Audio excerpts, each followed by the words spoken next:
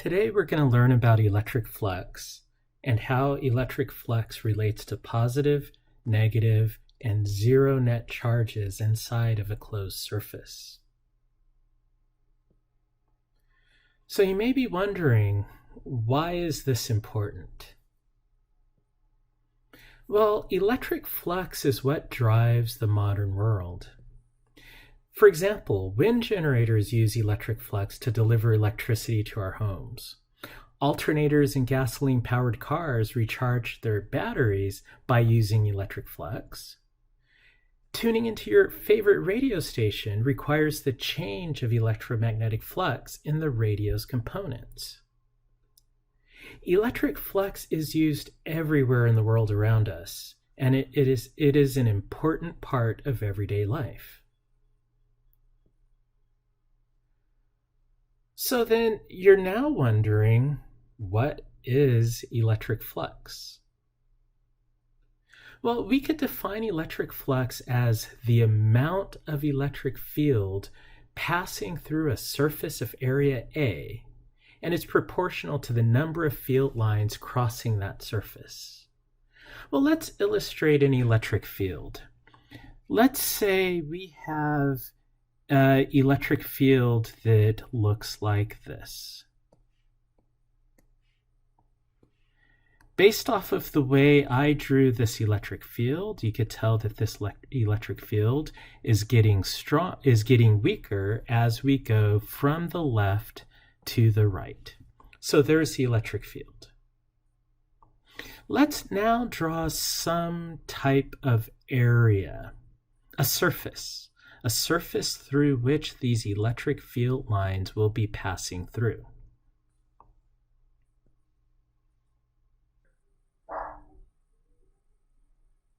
Let's say we have a surface now that looks like this. This surface has a surface area of A. And I'll just go ahead and shade in this surface a little bit just to give it some kind of visual interest. And let's see what happens when we move surface A through the electric field. In fact, let's go ahead and look at this when we position the center of surface A at various points. So we will just move along a line where we center the surface here. We will center the surface. We'll look at it here. We'll look at it here. We'll look at it here as well. Right now, the surface has zero electric flux based off of this diagram because there are zero field lines passing through it. But when we position the surface right centered at that first dot, notice 3 electric field lines are passing through the surface. So we went from electric flux of 0 to now we have 3 field lines passing through the surface. If we continue to the right, let's go right here. Notice how we now have 4 field lines passing through the surface. So now the electric flux is greater at this point, and actually let's go ahead and label this point. We will label this point, we'll call it point 1. Rather, how about let's call it point 2. We'll label this first point 1. We'll call this point 3. We will do a point here, which we'll call point 4, point 5, and point 6.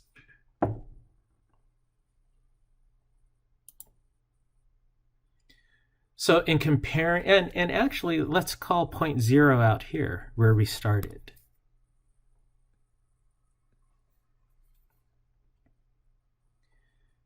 So in moving from point 0 with 0 flux to point 1 with 3 field lines passing through, the electric flux is getting bigger. To point 2, now we have 4 field lines passing through, so the electric flux is getting bigger. Now to point 3, well, now we only have 3 lines going through. So right now, the electric flux is diminished at point 3 in comparison to point 2. If we continue moving to the right, centering our surface at point 4, we still have 3 field lines, so the electric flux is the same. Let's start keeping track of these different regions. So at point 0,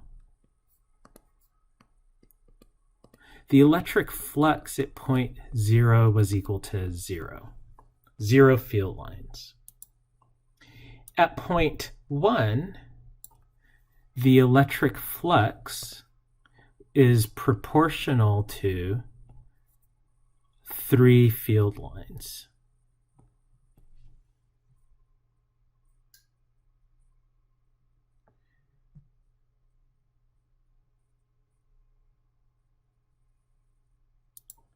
At point 2, the electric flux is proportional to 4 field lines.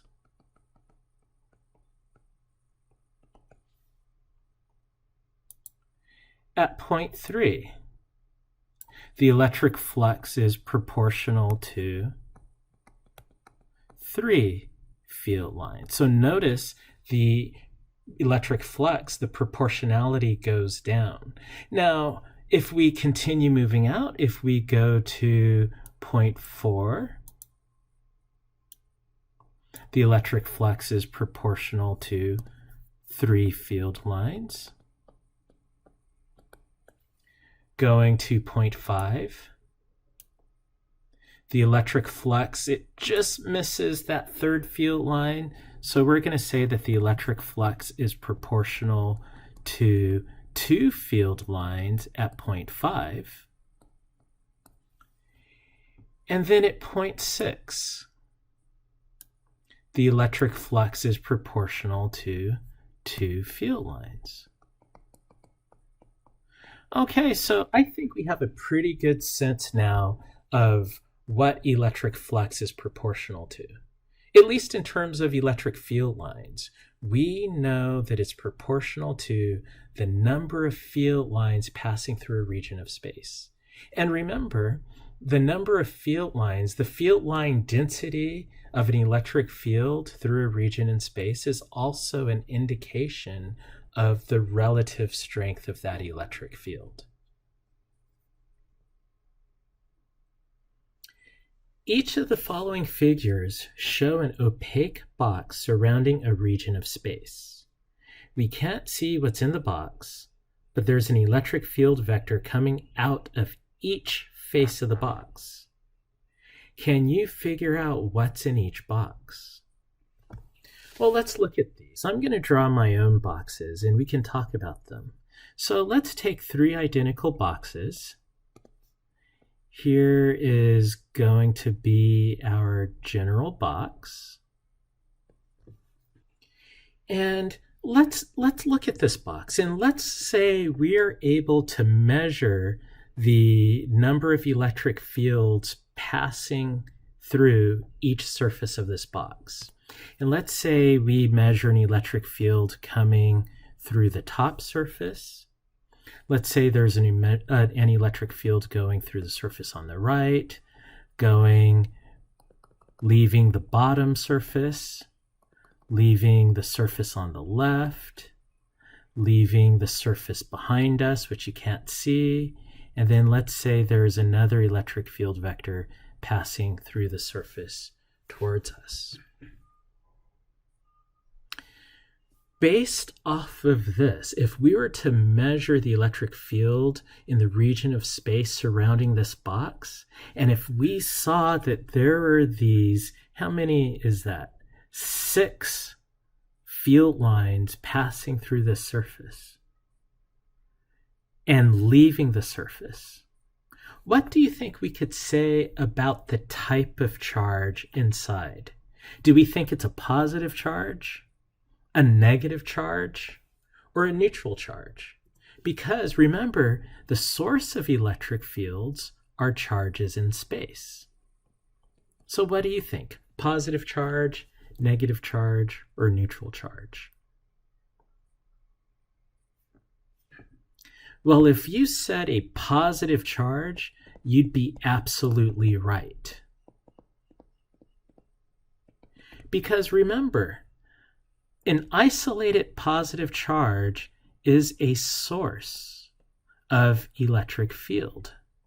And if we are to model the electric field in the region of space surrounding a positive charge, we would know that the electric field lines leave positive charges. So electric field lines leave positive charges.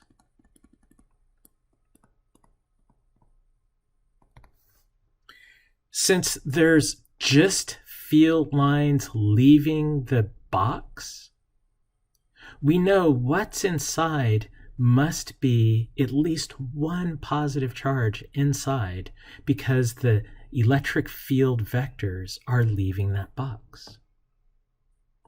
Well, let's look at the next situation. Let's take our same box, and let's say this time we see that electric field vectors are entering the box. So we have a field vector on that surface, one on this surface, that surface behind that we can't really see, this surface on the left, coming up from the bottom. So are you able to determine the type of charge that is inside of this box? Well, if you set a negative charge, you'd be absolutely right. A negative charge, or a net negative charge, is contained by this box. And the clue for us on this one is we know that field lines will end on negative charges. So if we had an isolated negative charge in space, that isolated negative charge would have electric field lines coming towards it, ending on the charge. Well, if we look at our box, notice only field lines are going into the box. A net number of field lines is going into the box. So that means what's inside of the box must be a net negative charge. Well, let's look at this at the third situation. We have the same box, but this time, let's say that we measure electric field lines coming into the box and the same number leaving the box.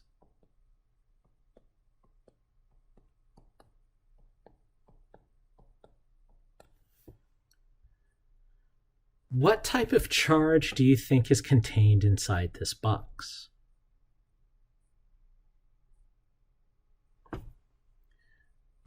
Well, if you said zero net charge, you'd be absolutely right. Zero net charge is contained in this box. What that means is either there's no charge inside the box, or there's an equal amount of positive charge and negative charge. For example, let's look at a dipole arrangement. Let's say we have a dipole arrangement with a positive and negative charge. And remember, dipoles have equal magnitude of charge. The positive charge has just as much magnitude as the negative charge. Remember, electric field lines leave positive charges and enter negative charges. Let's take our box and put our dipole inside the box. So in putting our dipole inside the box, and actually, let's go ahead and hide that dipole inside the box. So I'm going to just do that by coloring the box, so it's harder to see what's inside. What's inside will be hidden.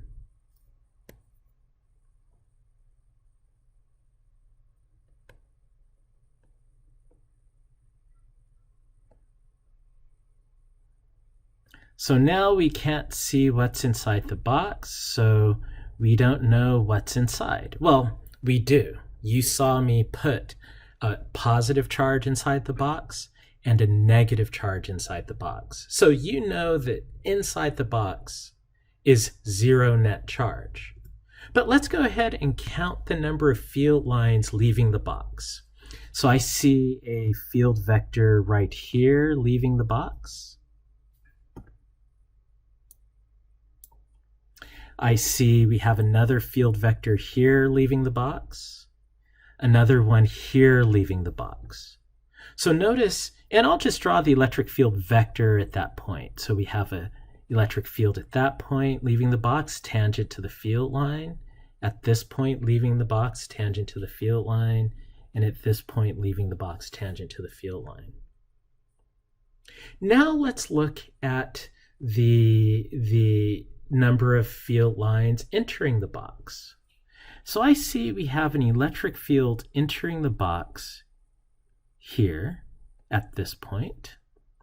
I see we have a field line entering the box at this point. And we have a field line entering the box at this point.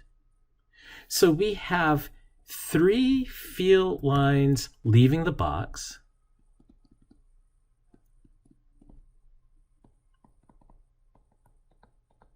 and 3 lines entering the box.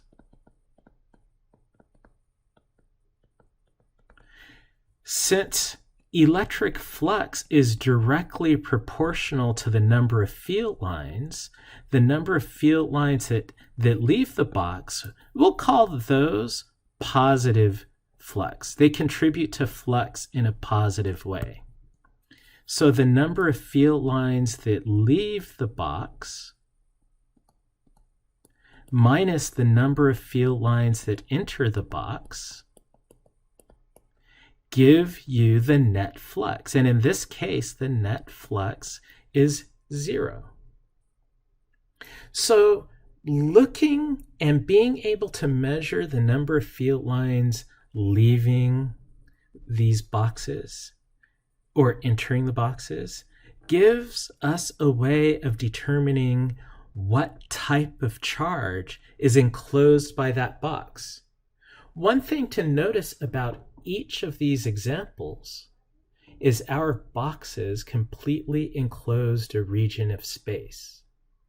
Because it completely encloses a region of space, we're able to say something about that region of space. We're able to say that the box either contained a positive charge, a positive net charge, or it contained a negative net charge, or it contained 0 net charge.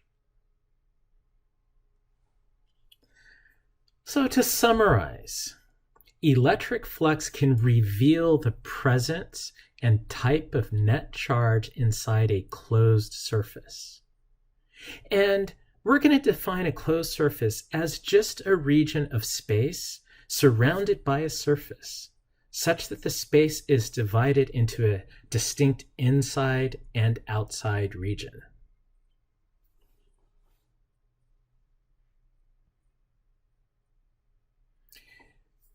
We now know that the net electric flux through a closed surface is positive when the surface encloses a net positive charge.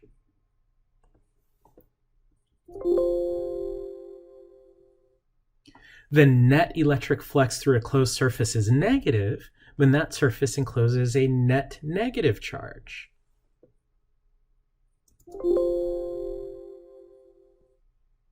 And the net electric flux through a closed surface is 0 when that surface encloses a 0 net charge.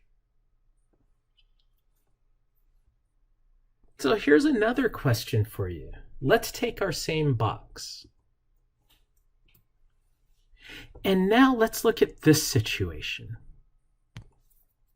Suppose we have 4 field lines entering the box, but only 3 field lines leaving the box.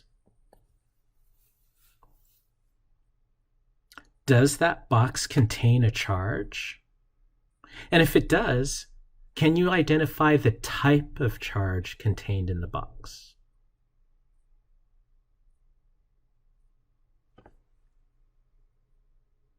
Well, if you said that the box contains a net negative charge, you would be right. We can see that because electric flux is proportional to the number of field lines that cross a surface. Now, since these field lines are crossing an enclosed surface, we could count the number of field lines entering and the number of field lines leaving that closed surface and look at the net. So taking our box and looking at the net fields, and actually let's go ahead and copy this because I don't want to really change the problem yet.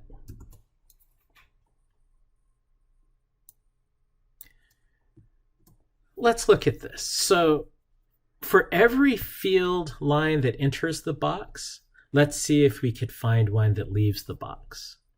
So there is a field line here that enters the box.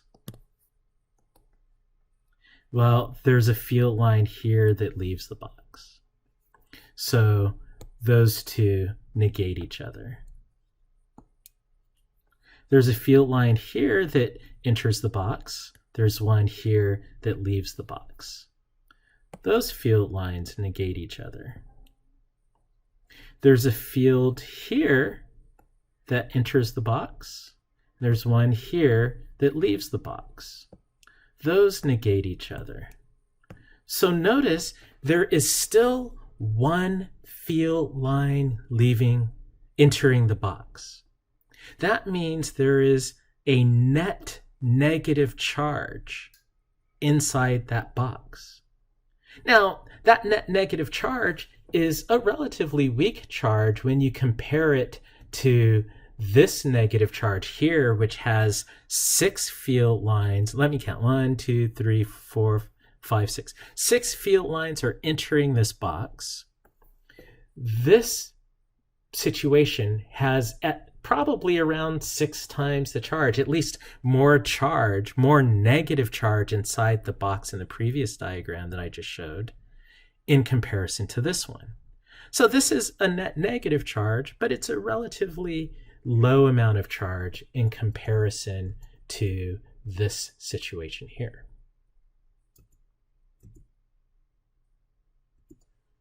Now, what about this situation? I think you're getting the sense for these. I'm going to just get rid of those. So what if we have a situation that looks like this?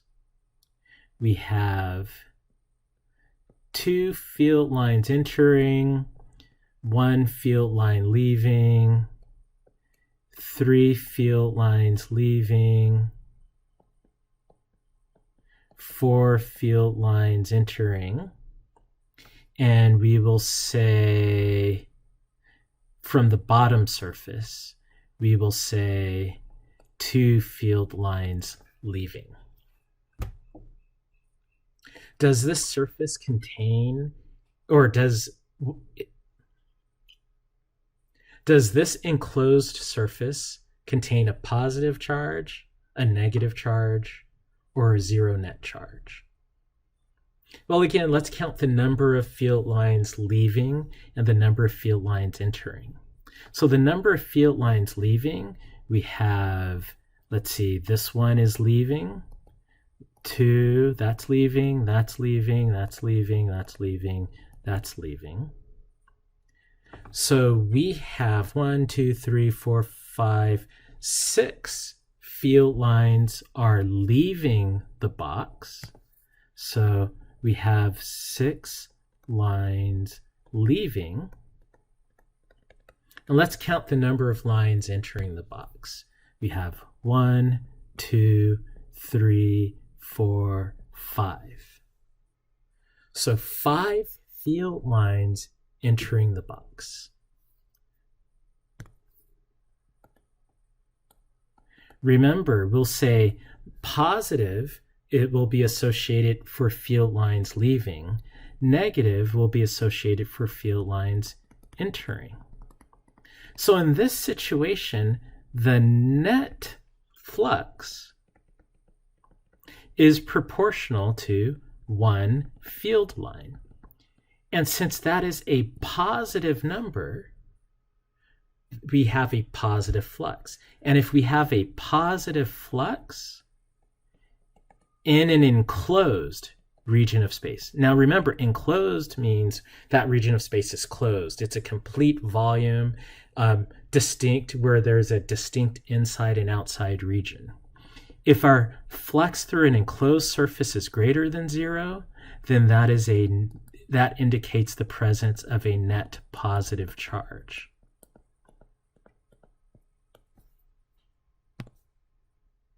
If the flux through a surface enclosing a region of space is negative, then we have a net negative charge. And if the flux enclosing a region of space is 0, then we have a net 0 charge.